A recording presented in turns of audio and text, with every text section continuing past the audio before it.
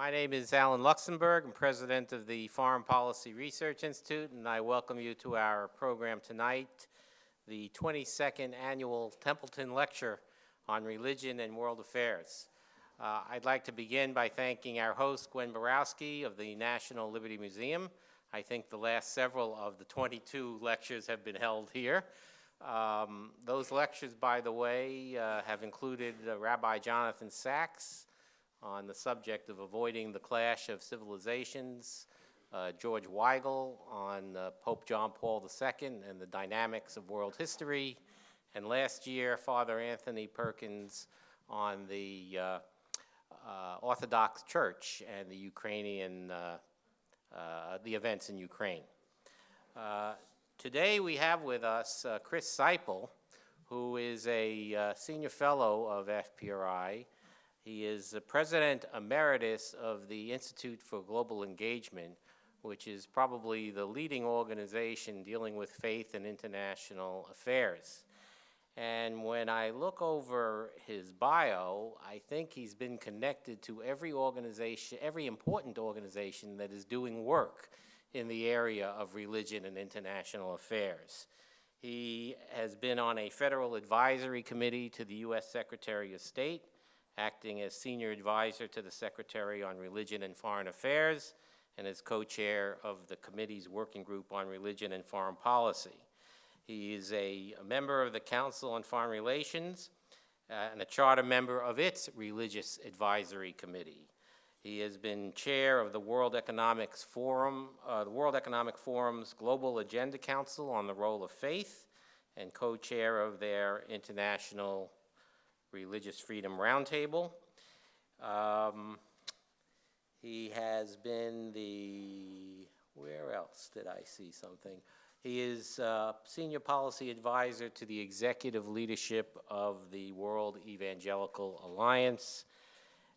He's with the faculty of the University of Washington's Jackson School of International Studies, where he teaches cross-cultural religious literacy and senior fellow of the Jackson School's International Policy Institute and their Initiative for Global Christian Studies.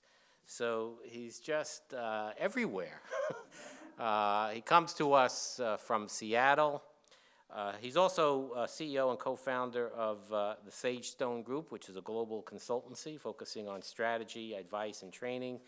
He really is a worldwide traveler, meeting with world religious leaders all over the place, and he will bring to us a very fresh view of what he calls the conflict between religious nationalism and faithful patriotism. And I think after the horrific events of this past weekend, there's probably no person and no topic more appropriate than what we have today. So please welcome Chris Seiple.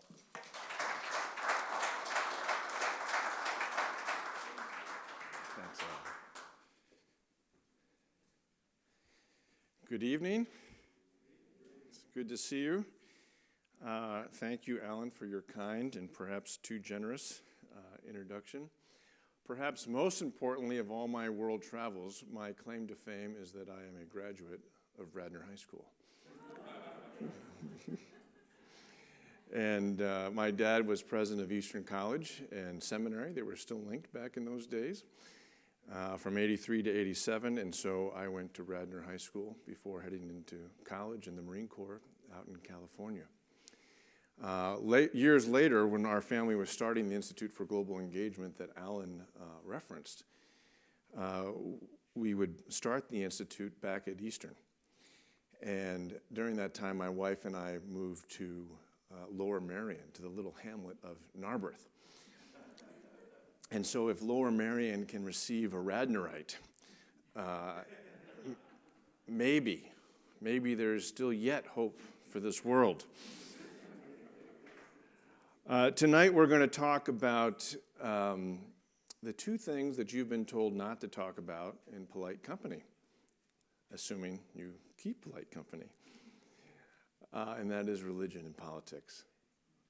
And we need to talk about them because our national security exists at their intersection, but so too does the flourishing of our country. And the flourishing of our country is now in a difficult season. And so these are difficult times, and these are things that we need to discuss. But all that to say, somewhere along the line, I will probably, most likely, definitely, rub you the wrong way or offend you. So let me ask for forgiveness before I begin. In talking about religion and politics, you're going to get a fair and balanced opinion about some of the things that we have to do. And what I'm going to try to do with our time together is this. I'm going to try to name some of the dynamics at play, how we can think about those dynamics, and then more importantly, what we can do about them. But before that, let me start with some statistics from the Pew Research Center, because they track global trends on religion and religious persecution. It's funded, by the way, by the John Templeton Foundation here in town, as well as the Pew Charitable Trust. But they found the following facts for the year 2016. Okay, so these are all facts from 2016 from around the world. The bottom line is this: 83% of the world's population lives in countries where their religious freedom, their freedom to choose whatever to believe, is negatively or highly impacted by government policies from the top down, or from organizations and individuals around them in their society, from the bottom up. And I just want you to think about that fact for a second. For 8 of 10 people, every 8 of 10 people who walk on the face of this planet, they live in a context where the government from the top down or their society from around them from the bottom up inhibits or imposes high or very high restrictions on their capacity to exercise their liberty of conscience, as William Penn would call it. That's bad for the home team. That's bad for everything that we as Americans hold dear. The most targeted folks, 144 countries, Christians took that prize. Muslims in 142, Jews in 87 countries. 10% of the world's countries now have governments that use nationalistic rhetoric to target religious minorities. That's up from 6%. And 16% of the world's countries now have social organizations or individuals that actively use nationalist rhetoric to define against the religious minority, which is up from 14% in 2015. Of particular notice is Europe, civilized Europe. 33% of Europe's countries has nationalist parties that make political statements against religious minorities. 33%, that's an increase from 20%. And 25 of 32 European countries have social groups from the bottom up doing the same things. So this is not good. This is a disturbing trend. What does this look like, in fact? Let's put a face on this. What it looks like, in fact, is that you have demagogic leaders who are using religion, and particularly the religion of the ethnic minority group, to define against ethnic and or religious minority groups to make themselves better, all in the name of making their country great again. That is what is going on. In Burma, we have a Burmese Buddhist majority culture condoning the ethnic cleansing of the Muslim Rohingya by a Burmese Buddhist army under, obviously, the state control of a Burmese Buddhist bureaucracy. Just 2 weeks ago, one of the leading nationalist monks, his name is Wiratu, Time magazine called him the Buddhist bin Laden in 2013. I had the opportunity to spend 2 hours with him once. He's the real deal because he's a real believer in what he thinks. And he doesn't yell. He's just very quiet about what he believes. He said this, he said, "Don't destroy our country by creating a fake ethnic group." The Rohingya Muslims are now a fake ethnic group. It's not only that we're going to dehumanize them so we can kill them and do ethnic cleansing and genocide, we're going to say that they don't exist to begin with, and therefore that gives more privilege and more license to kill people. In India, there have been calls from elected officials from the ruling BJP party, the Hindu nationalist party, for Muslims to leave their country. According to a UN report from last year, we have seen incidents of violence linked to or against members of the Dalit, the untouchable Muslim, tribal, and Christian communities. Modi's government has even formed a historical scholarly committee to reimagine, as it were, the Indian founding, such that they can have an India of and for Hindus. There is talk of them literally rewriting history and moving India away from the pluralistic foundings that we saw with Gandhi and with Nehru. In Turkey, over 200,000 people since the coup in 2016 have been purged of their jobs in all vocations. Why? Because they had some affinity, some allegiance to a Sufi movement led by a guy who lives in the Poconos, Fethullah Gulen, the Gulenist movement, which is a Sufi, if you don't know, if emphasis a personal relationship with God, very soft. I've never met a bad Sufi. But they're bad Sufis according to President Erdogan because they, for some reason, the coup took place against him, or so he says. And now we have this tremendous irony of President Erdogan becoming the face of the moderate Middle Eastern leader in the situation regarding the Saudi journalist Jamal Khashoggi, thank you, when Turkey has imprisoned the most journalists in the world. In Russia, when Putin annexed the Crimea, he did so, and he lays this out in a speech on December 4th in 2014, he did so because there were those people in the West who were trying to keep Russia down. And he was going to do it for our people, he says. Our people. He uses the Russian for the white ethnic Russians, echoing the language of the Sudetenland of 38 and Hitler. We're going to do it for our people. And because Crimea for them was the Temple Mount to Russian Orthodoxy, because this is where Vladimir, the founder of the Russian state, had been baptized, and he brought Christianity north out of Crimea to Moscow, to Rus.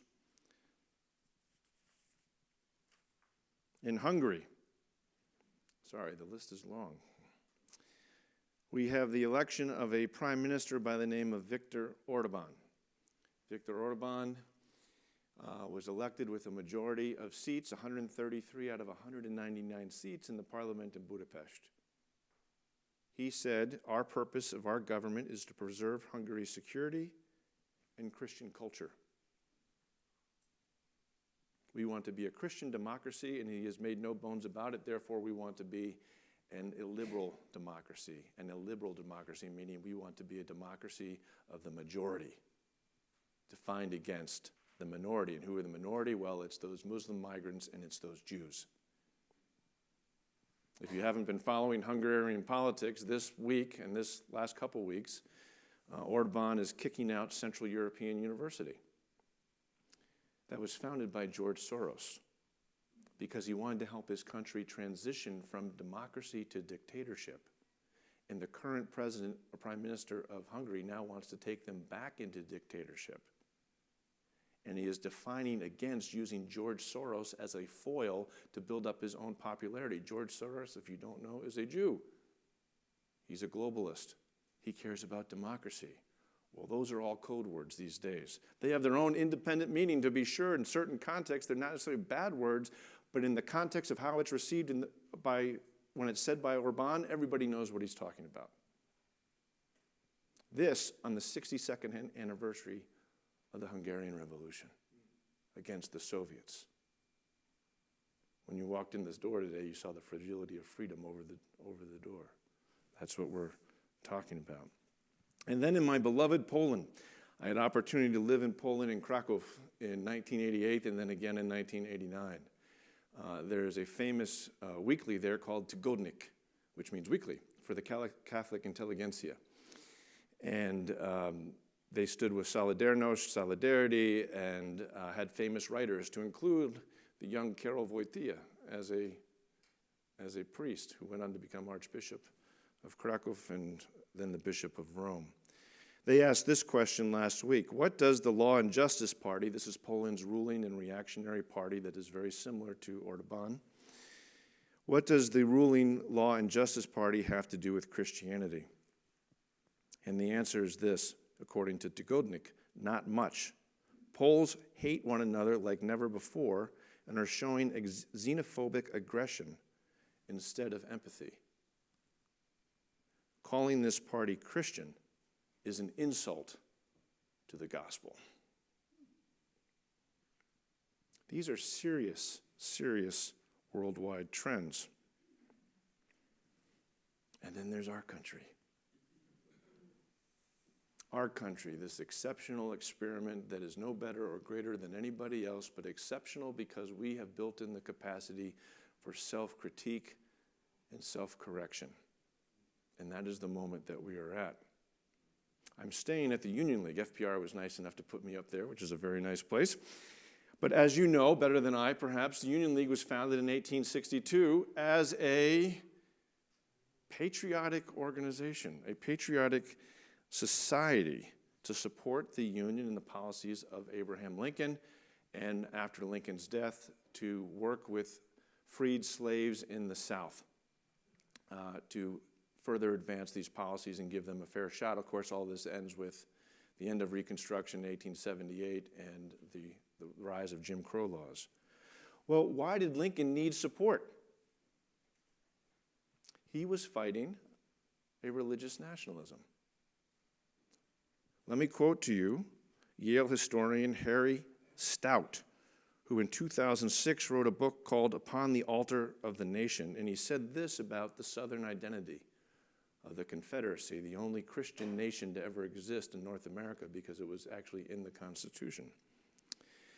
Stout writes this: clerical voices, which mattered greatly as moral arbiters and upholders of a virtuous social order, clerical voices so meshed evangelical Christianity with Southern republicanism that one seemingly could not exist without the other.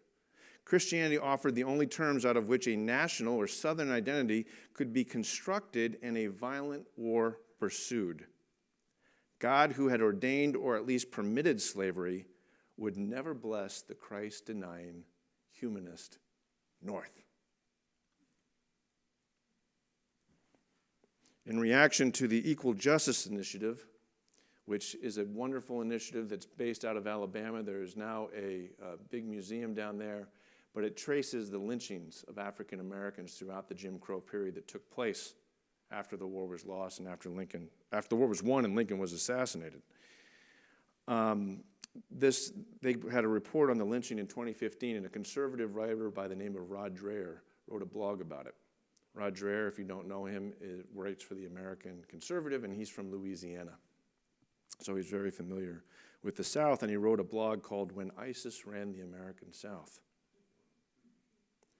And here's his ending quote: "No, the American South and other parts of America where racial terrorists ran rampant was never run by fanatical theocrats who used grotesque public murders and tools of terror like ISIS. But if you were black in the years 1877 to 1950, this was a distinction without much meaningful difference." When we talk about these things, we have to exercise profound humility. Because it's not just over there, it's here. The tragedy at the Tree of Life Synagogue reminds us of this. This white nationalist cancer is metastasizing. It's always been there, but it is growing at a rapid rate at stage 4, maybe stage 3 to stage 4.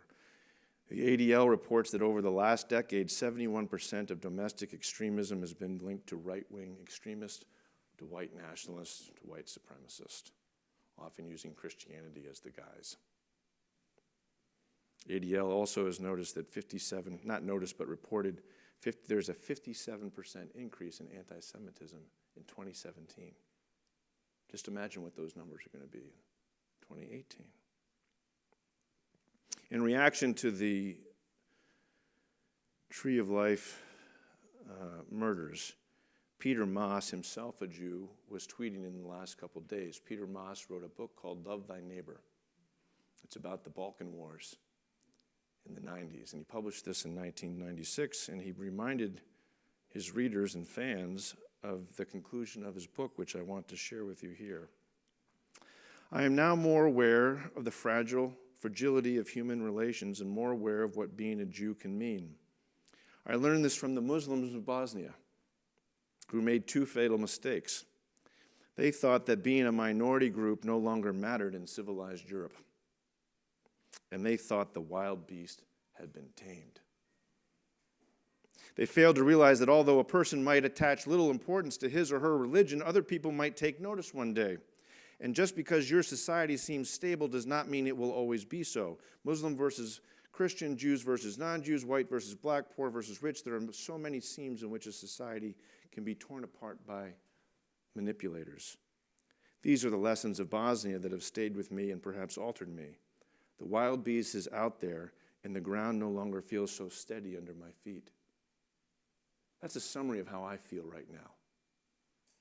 The ground is no longer steady under my feet, and the wild beast is coming untamed, and it's time for good people to stand up and know what they believe and why.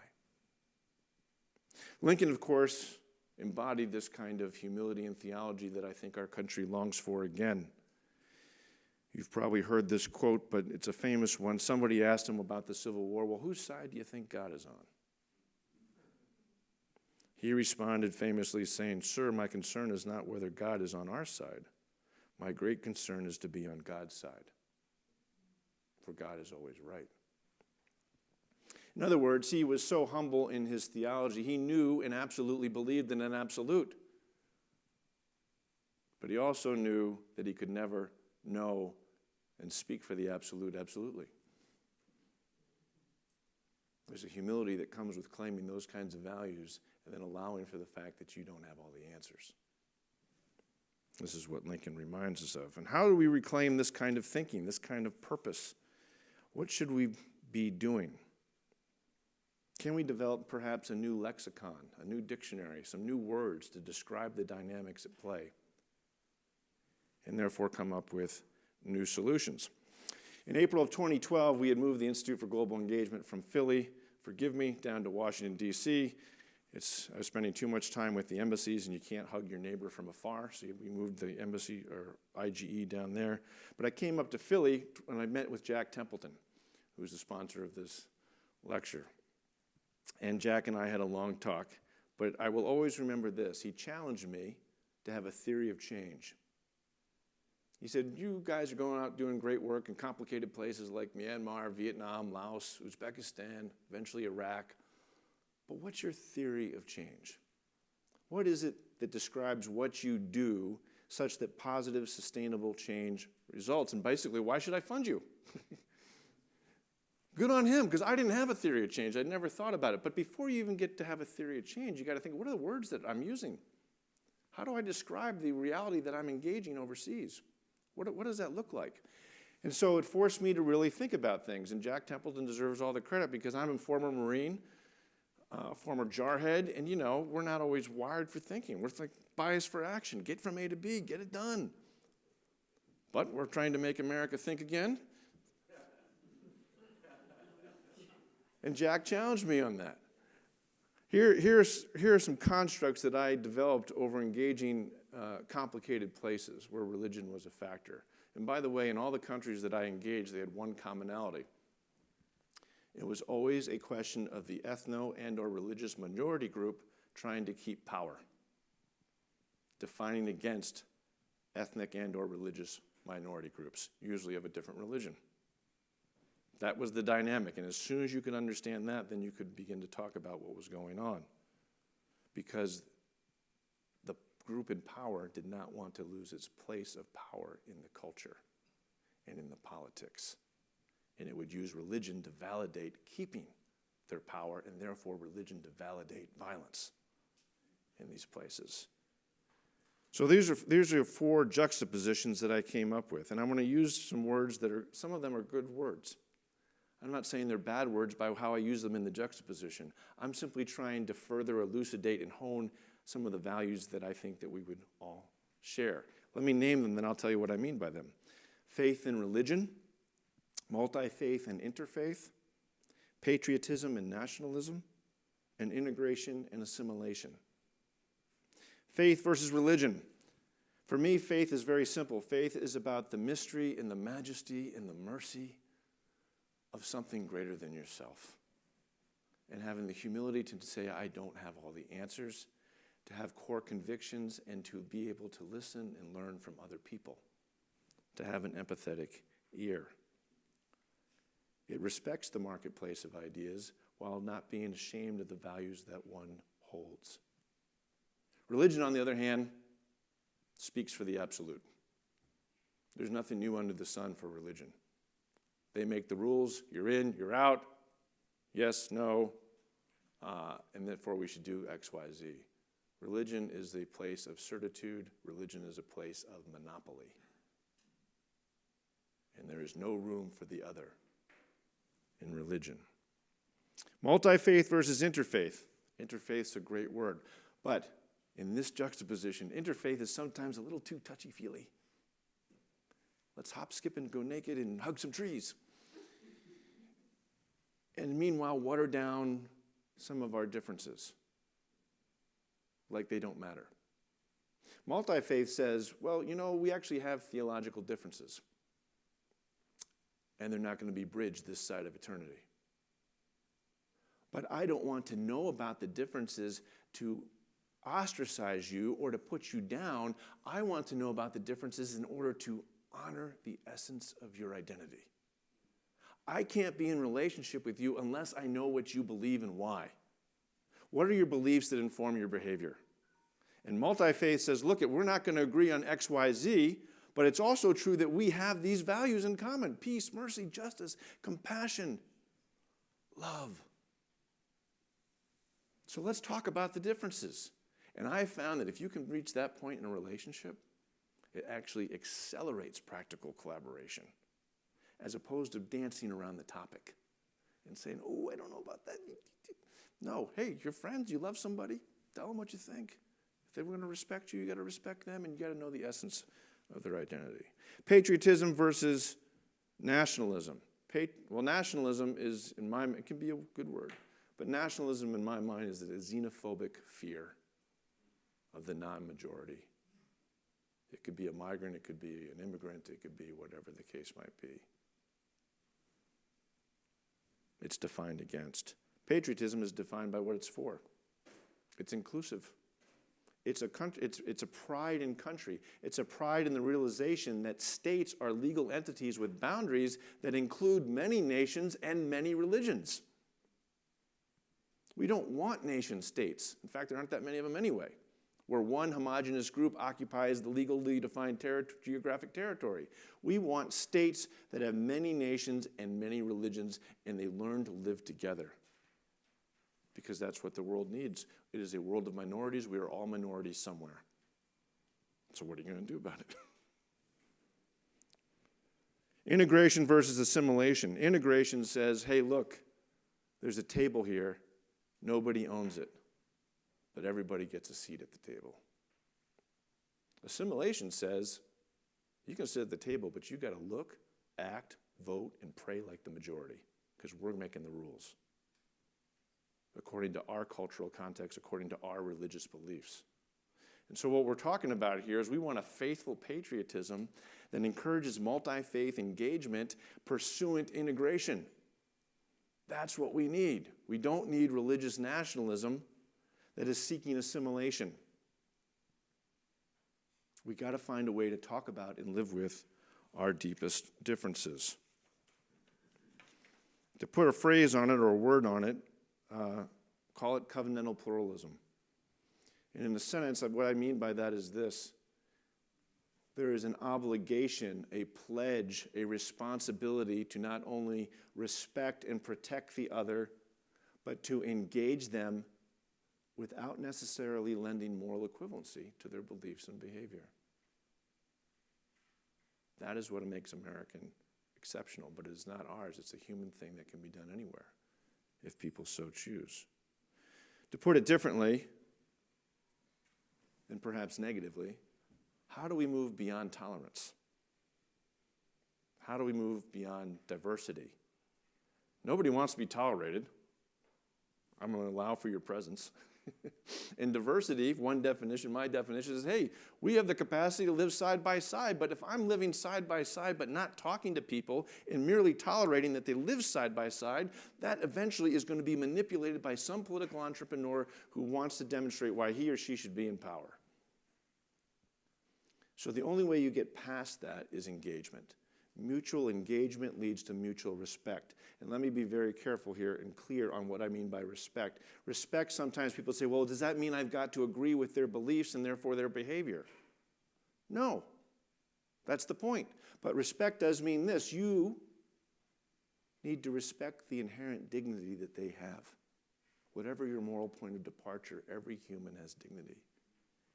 And also, you have to respect their liberty of conscience to come to a conclusion that is different than your own. That's what respect means. We're in the city of William Penn. He said this in 1671 in an essay called The Great Case of Liberty of Conscience. Imposition, restraint, and persecution for matters related to conscience directly invade the divine prerogative and divest the Almighty of a due proper to none beside himself. Less eloquently, but perhaps more memorably, Roger Williams to the north said this: forced worship stinks in the nostrils of God. I used to live in Rhode Island too, so I'm very fond of that quote and of Roger Williams. Forced worship stinks in the nostrils of God. I think that is true. Sir John Templeton said this: conscience is as essential as the air we breathe. It's present wherever we are, wherever we look, and whenever we look. So let me begin to wrap this up and say this. What do we do? What do we do about this situation? These global trends are ominous, and they are here in our country. They are a function of the human condition. The human condition sometimes seeks to put down others at the expense of them so I can feel better about myself. The human condition can also choose liberty of conscience. It can also choose love. It can also choose respect across irreconcilable theological, philosophical, and political differences. My first bit of recommendation is you have to be your own theory of change, or to borrow from Gandhi, who's downstairs in one of the exhibits, you have to be the change that you seek. But do this for me. Don't engage the world to change it. Engage the world because you're changed, according to your beliefs and your values. William Penn wrote this: true godliness doesn't turn men out of the world, but enables them to live better in it and excites their endeavors to mend it. Not hide their candle under a bushel, but set it upon a table in a candlestick. Cursing the darkness isn't good enough, folks. Anybody can curse the darkness. You got to light some candles. You got to be the light. You got to put the candlestick on the table and say everybody gets a seat. So what do? Well, we got to make a commitment to engage, to have relationships. The best definition of marriage that I've ever heard, and I think this also applies to friendships, is this. Marriage begins when you wake up one morning and you realize that the person next to you is not you. Friendships begin when you realize that the person that you're engaging is not you. We humans love to do this. We love to project ourselves onto other people, which is to say we love to assimilate. Why don't you agree with me, honey? You know that I'm right. And it doesn't matter if I'm actually right. It's probably how I said it. We always project ourselves and we expect time and again somebody different, beginning with our spouse, beginning with our kids, beginning with people who don't look, vote, act, or pray like us, that they're going to think like we do. And that's exactly wrong. You've got to engage them in a way that builds the friendship and builds the relationship. But you've got to make a choice to actually engage, make a commitment to engage. Here's the second thing I would ask. Make the commitment to make the time. Engaging takes time. There is no substitute for presence. There's some new research out of the University of Kansas that just came out this year. I don't know if I agree with it, but this is what they're saying. It takes 50 hours to make an acquaintance, 90 hours to make a casual friend, 200 hours to make a good close friend. 200 hours. Where do we even get that time these days? It doesn't fit in a Twitter thing. I can't do it. 200 hours. But when you do that, you've also got to make a choice. As my pastor told me last week, you've got to make a choice to trust. and you have to make a choice to be trustworthy. You've got to do that if you're going to engage and invest the time to make the commitment to engage. Next, you have to make the commitment to equip. You have to equip yourselves. Engagement is not for sissies. And you can't just jump in sometimes and go, oh, let's see what happens, because you could offend people with the best of intentions. And I've done it all over the world. At the University of Washington, where I teach and I'm a senior fellow, we're developing this thing that Alan mentioned called cross-cultural religious literacy. Now, we're still trying to figure it out, and I welcome your feedback on this and anything else that I say today. But there's three components with three skill sets in the concept of cross-cultural religious literacy that I believe I know our country needs some of these things, however you describe it. Here are the three literacies built in. One is scriptural literacy. Know your own faith, your own belief system, whether you're a secular humanist or any kind of believer. Know your own faith at its deepest and richest best, and what it says about the neighbor. It's what it says about how to love your neighbor. If you want to put a finger in a sentence on the number one threat to global security in our country, it is scriptural illiteracy. Because when people don't know what they believe, they get manipulated. And they don't stand up according to the values that are found in their holy texts. Religious literacy. Know enough about your neighbor's faith to respect it, not tolerate it. I know my own faith and what it says about how to engage and love a neighbor. I need to know enough to engage them with respect in a way that doesn't say, hey, I'm just tolerating, oh, that's nice. And the third part is this, cross-cultural literacy. Scriptural and religious literacy take different forms in different cultures. That may sound like an oxymoron, but it's a paradox. And you've got to be sensitive to that. How is Scripture understood in particular traditions and particular cultures, and then how is religious literacy understood in the same thing? It's a whole other layer. But if you're in the business of leadership, back to my former Marine side, if you want to get from A to B in another context, you've got to know about your own beliefs, and you've got to know about the other beliefs, and how that might vary according to the different cultural contexts, even in a given country. The next thing that I would ask of you is to think about some skill sets that come along. We're still thinking this through, but I think everything can be reduced to three skill sets. One is evaluation, the second is communication, and the third is negotiation. Everything in life boils down to these things. Evaluation, I have to be able to evaluate myself. Where am I at? How am I coming at this? I have to be able to evaluate the context that I'm engaging. Communication is verbal and nonverbal. What does that look like? How does it get received? How do I write?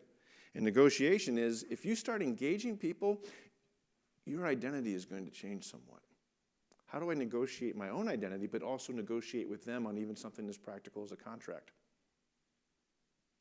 How do I begin to understand that I become more fully human the more my identity is rooted in the other? These are heavy things, and our schools aren't teaching them anymore, if they ever did. Sir John says this, Sir John Templeton says in his book, The Possibilities, conflicts of dogmatism are best addressed by listening carefully and respectfully rather than arguing. Can diligence and humility help heal conflicts between many communities holding different religious points of view? I obviously think they can. Here's my next recommendation to you. Actively and intentionally engage somebody who does not look or pray like you do. I've got a friend from Texas. He's an evangelical pastor of a megachurch down there. His name's Bob Roberts. I've got another friend by the name of Imam Majid, who used to be the head of the Islamic Society of North America and has the largest mosque in D.C., maybe the second largest mosque in America. And I got another friend by the name of David Saperstein, who used to run the Reformed Action Center down in D.C., which its illustrious past going back to Martin Luther King in the early 60s. And those three talked to each other and have found a way to engage each other. And they even went to Bangladesh, where the Rohingya Muslims fled the Burmese Buddhist culture of Myanmar, to call attention to things. That's the kind of people that I'm talking about here. Here's their theory of change. Their theory of change is this. A Muslim imam, a Jewish rabbi, and a Christian pastor or priest are going to spend a weekend together. And if they want to continue to be in relationship, there's a requirement. The requirement is that they have to have each other to the other's homes for a meal. This isn't complicated, but it's difficult. Next one, after you do that, then you got to have them in your house of worship. And then you got to serve your city and do something practical. This is just starting out. They've done 13 of these Abrahamic retreats around the country. 168 congregations have been reached through the various pastors, imams, and rabbis. Over 500,000 people represented in those 168 congregations. And one of those efforts has taken place here, right in Philadelphia. We've got Pastor Kevin in the back, if you'd raise your hand, Kevin, and Rabbi Eli. And did the Muhammad, Assalamu alaikum. Imam Muhammad is back there. They've been working together and thinking about how to engage each other for the sake of Philadelphia and the greater city. They've spent a lot of time teaching each other about the other's beliefs. They're not watering things down. They're not saying, oh, I can't believe that, or I can't talk about that when I'm in his presence. They're saying, here I am. This is who I am. We are never going to agree on Isa al-Masih, Jesus the Messiah in Arabic, as it's found in the Holy Quran, Al-Quran Kareem. Okay. Let's respect that. They spent hours and hours doing this. When the Tree of Life Synagogue incident took place, there was 1,500 from 3 congregations holding a vigil together. That's America. That's America. That's what we want. But it doesn't happen by accident. You just can't show up and say, let's have a vigil. You have to be in relationship with one another. And you got to do things together. Imam Muhammad and Rabbi Eli are going to go over to Kevin's church on Thanksgiving and serve the homeless and give them a royal feast. And their congregants are going to serve that people of that neighborhood together. Kevin said to me, I asked him about all this, and he said, you know what? We know how to love better now. Precisely because I'm talking to somebody without watering down beliefs, but finding common values, I'm a better Christian. And I suspect Imam Muhammad and Rabbi Eli would say the same thing. We're better Jews, we're better Muslims, because we're engaging the Christians. The last thing is this. We've got to recover the vision and mission of education. Education is important because it should teach people critical thinking and how to read, write, and do arithmetic. But the purpose of education is to build citizens. We need to have civic responsibilities taught and understood and what it means to be a citizen of this country and of this world. And that's why I've always loved the Foreign Policy Research Institute. FPRI, through the Walkman Center, the vision of the Walkman Center is international and civic literacy. And in the center is the Butcher History Institute. And you know what they do for K through 12, or mostly high school teachers, is they get people together, give them a certificate, and develop study plans, class plans about American history, about things like Roger Williams and William Penn and Alexander Hamilton's next on the docket, because I hear it's coming to town. We don't do that enough. We need skill sets of evaluation, communication, and negotiation. We need scriptural and religious and cross-cultural literacies. Some of that has to come from the pulpit, but it also has to come from our public schools. And I'm not saying bring prayer back or this or that or the other. I'm saying talk about the skills necessary to respect fellow citizens and work together on the challenges we all face. So dare to support an organization like FPRI. I don't know of any other organizations that's doing it. There's probably more out there, but we need more, and we need them now. So in conclusion, let me say this. On August 16th, 1681, William Penn says this in a letter to Robert Turner. He says that he was creating Pennsylvania as a holy experiment. A holy experiment that would be an example, a standard may be set for the nations. a standard may be set for the nations. In other words, we've got to treat ourselves right before we think about how we engage the world. And I think that this covenantal pluralism, this pledge to engage, respect and protect and engage the other without lending necessarily moral equivalency, is what we need to do. We need a faithful patriotism that allows for all seats at the table. And nobody owns the table. The government ensures that the table is there, but everybody gets to bring the essence of their identity and bring the values that they behold into conversations in the public square and conversations about public policy, whether it's the local PTA or whether it's national legislation in Washington, D.C. This is what we need. We need people like you. We need organizations like FPRI. Thanks for your time. Thanks for coming out this evening.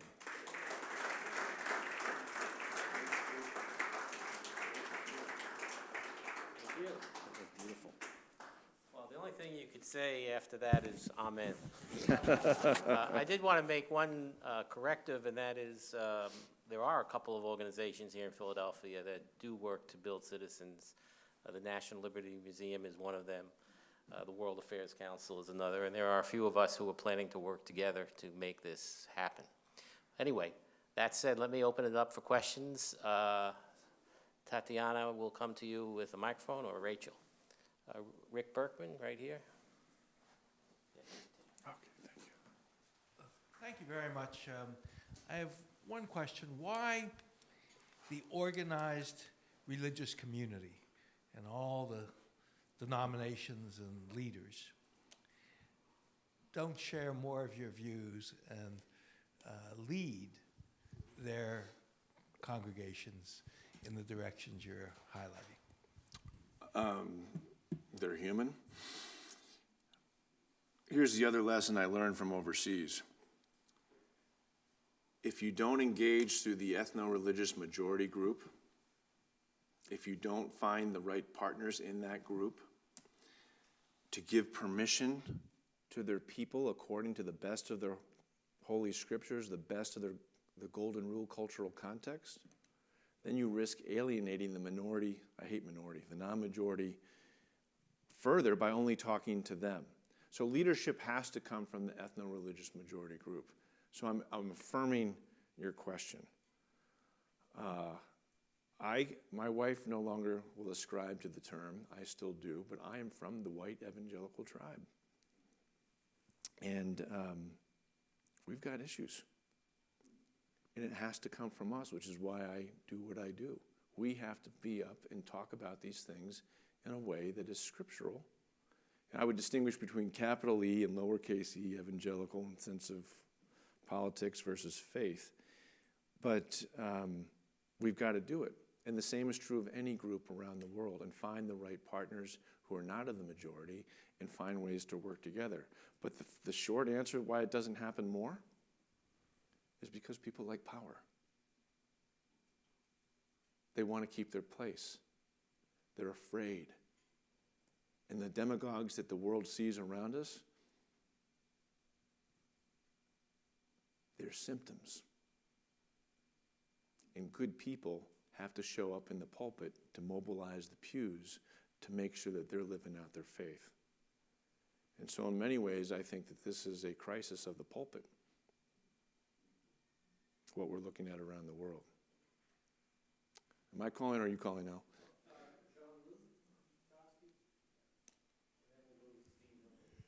Chris, thank you very much for a remarkably uplifting presentation that brings the best out of us. You mentioned the word respect, and you mentioned the emphasis, that the need for us to put emphasis on respect. Could you give us guidance on how, when we're confronted by hatred, can we respect people who hate or people who are hateful? Well, if they continue to be hateful, as Ecclesiastes says, there's a season for everything. And there are times when you should not engage. Please don't hear from me that I think you should be engaging all the time and beating your head against a brick wall. I can give you lots of examples from overseas where it just didn't work. It wasn't time. We didn't have the relationships. And not to be too simple about it, but I firmly believe that relationships reveal strategy. And so the key is to look for the right relationships to build the coalition to speak against and isolate the hate and say that is not who we are as a community of believers, a community of multiple believers, or whatever the case might be. But the good people have to be more in unison. And I think that's part of the problem that we're facing, is that we're seeing there's nobody pushing back against the haters. And the haters feel like they have permission to be more transparent, which in some ways is a good thing because now we know how bad the situation is, in the sense that this undercurrent is now coming up above the waves. But we still have to find a way to engage it, and the only way to engage it is together. So we need more of these things, and we can't be talking, it can't be things where you're preaching to the converted, right? There's got to be conversations where communities are going to their own. And I will tell you this, I would much rather spend time with a Muslim and a Jew than an evangelical, because that tribe is the one that has lied to me and hurt me the most. I don't say that lightly.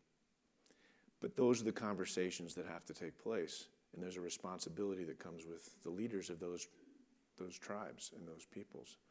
And so the intra-faith conversation is the most difficult one, and that's the one that can be encouraged, and that's people outside of that conversation can't do anything about it. They just got to encourage and walk with them. And then we get into between the faiths and then into the multi-faith. That's difficult, but the interfaith is much harder. So it starts there, and you got to have people of courage. By the way, this all takes courage. It's an easy thing to put your light under a bushel. It is no fun going out there and go, you're that guy. You're gonna either make us feel guilty or remind us of Scripture or something. We don't want to hear it. You know, I just want to vote the way I want to vote because I want my people and I want to feel good about my political positions, as opposed to, holy crap, this is bad. So have the short answer, have the conversations within your own particular community, find the people who are doing the same thing in the other communities, and then find ways to come together like Rabbi Eli and Pastor Kevin and Imam Muhammad are doing, and call attention to that again and again and again. The dangerous part about now is that we are normalizing hate. And the only way to unnormalize it is to show how many good people are in the radical middle.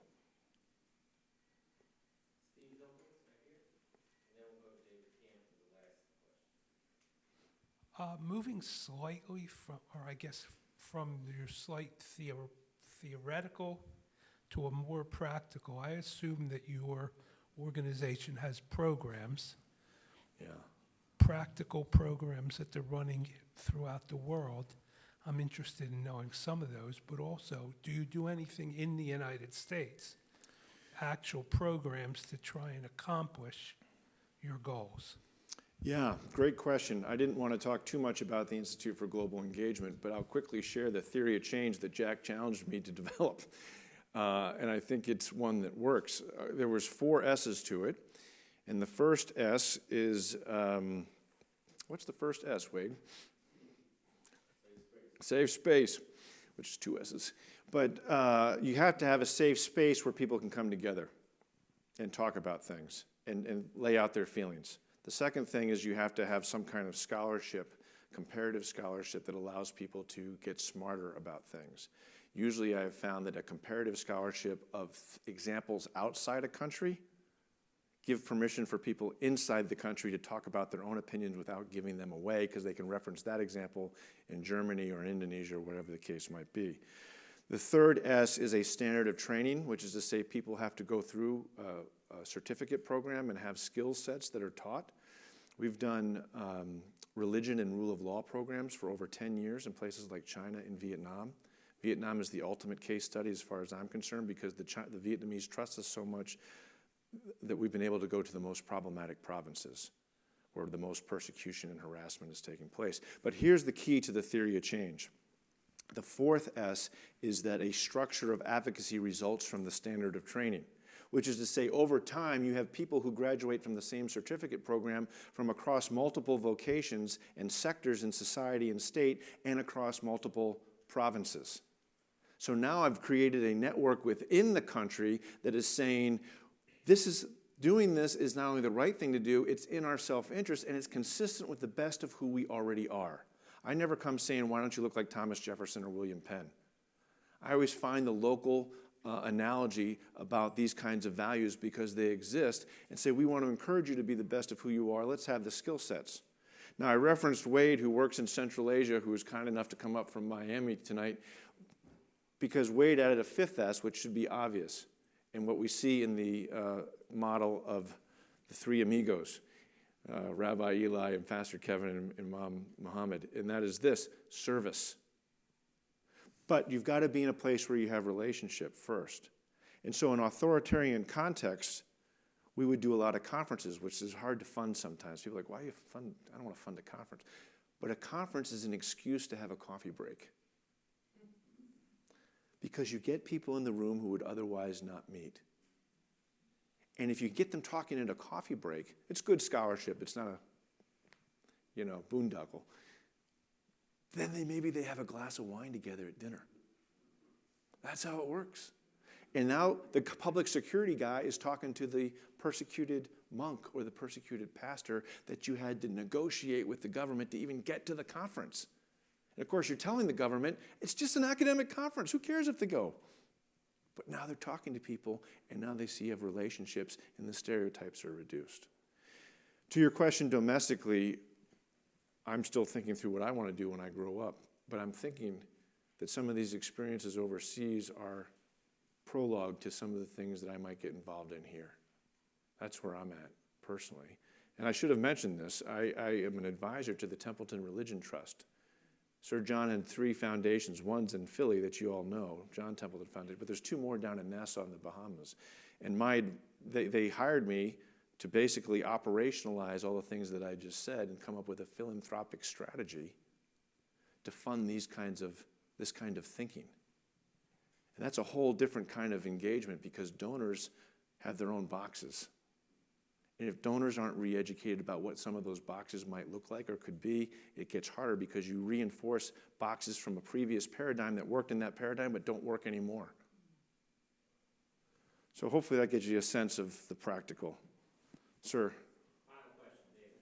What is your view about why illiberal sentiments have been rising, particularly in the West? Well, there's a whole bunch of factors. Bob and I were talking about, Chairman Bob of FPRI, we're talking about this. I mean, you can go back to the economic recession, the tremendous inequality of wealth. You can go to the other end of the spectrum, which is to say we have 68.5 million people who are fleeing violence in the world today, the most since World War II. They got to go somewhere. Merkel is going down. She just lost her election in the province or state of Hesse or something like that. She's gone. And she's gone in part because this daughter of a Lutheran pastor from East Germany said, let him come. I think it was the only time she was not a mechanical Merkel, and she reacted from her heart, but she didn't have a policy. And so she created the overwhelming of all the social services. And then you get this feeling about the loss of whatever Western civilization is, right? Talking to my European friends, and forgive me for saying it this way, but they never wanted to even be intellectually honest and include the role of Christianity in the development of the European project. But boy, they sure were Christians when the dirty Turks weren't doing their jobs or were committing crimes. Because I'm a cultural Christian, not a believing Christian. And that's a threat to my culture and my place in this society and that, as opposed to my beliefs and welcoming them because they're the stranger, and that's what it says in the Bible. And then teaching and working with their values and our values and finding something that says, hey, we all live together. So these are interesting times. Let me make one last comment about Judeo-Christian, for example. Man, you hear that a lot from the right in Western civilization. Talk to a Catholic or a Jew from the 1930s in America, and they would say, what in tarnation are you talking about? The Jews and the Catholics as a part of some conservative political paradigm that we're defending, those guys, those WASPs, those Protestants, they don't give us the time of day, except for our money.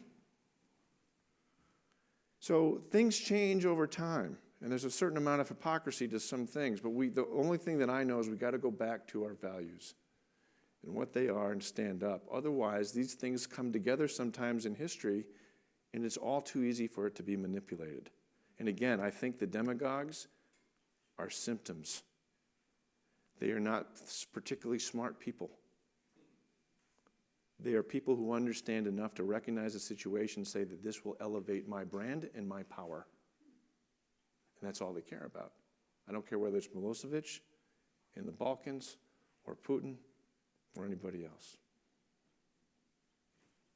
Thank you. Thank you very much. Well, that was different. An inspirational talk, particularly after reaching the lows of the weekend. It was really the perfect set of remarks, so we thank you, Chris Seiple. I might just add before we go that the last question about the rise of illiberalism across the world will also be the subject of our annual dinner speech on Wednesday, November 7th at the Union League. Tickets are still available, so please feel free to inquire about that. Thank you all for coming tonight, and thank you, Chris Seiple.